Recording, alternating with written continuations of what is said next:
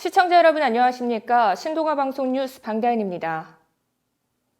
여수 상공회의소에 대한 각종 의혹들이 불거지면서 지역민들의 성토가 이어지고 있습니다. 특히 불합리한 운영과 이에 따른 의혹들이 본물을 이루고 있는 가운데 그동안 여수상의가 본연의 역할을 해오지 못한 채 지역민들로부터 외면당해온 속내가 속속 드러나면서 지역사회에 공분을 사고 있는데요.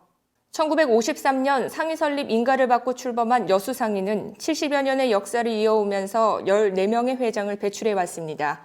1994년부터 2006년까지 4회 연속 회장직을 연임해온 박용하 회장이 2011년 5월 주가 조작 등의 혐의로 사법 처리에 의해 자리에서 물러났습니다.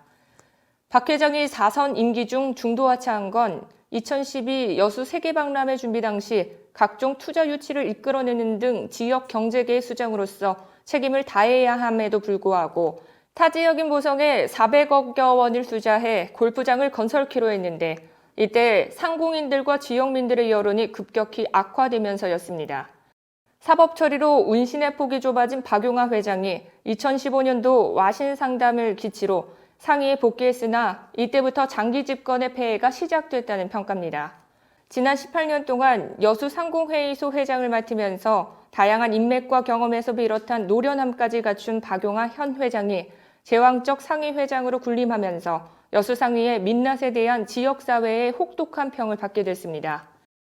여수 상위가 이렇게 되기까지는 그동안 집행부 견제를 제대로 하지 못한 상의 의원들의 책임이 큽니다.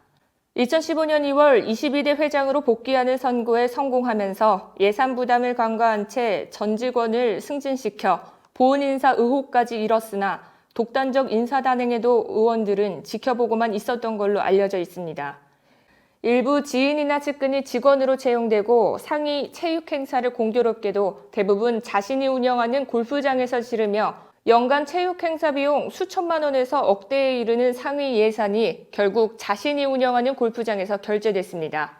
이와 함께 상위 회관 이전을 앞두고도 공개적인 후보지 선정도 하지 않은 채 기존 회관을 서둘러 매각한 후 여수 산단 인근 삼동지구로 추진하다 심각한 반대에 부딪히자 부랴부랴 세무서 주변 현 회관 자리로 급 변경해 졸속 추진 우려를 낳았습니다.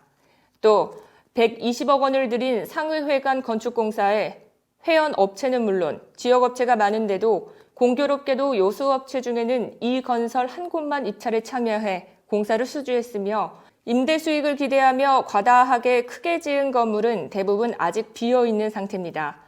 더욱이 상의회관 신축공사에는 설계와 소방, 조경공사 등이 타 지역 업체에게 기회가 주어졌는데 입찰 공고 절차와 업체 선정 배경도 의문입니다.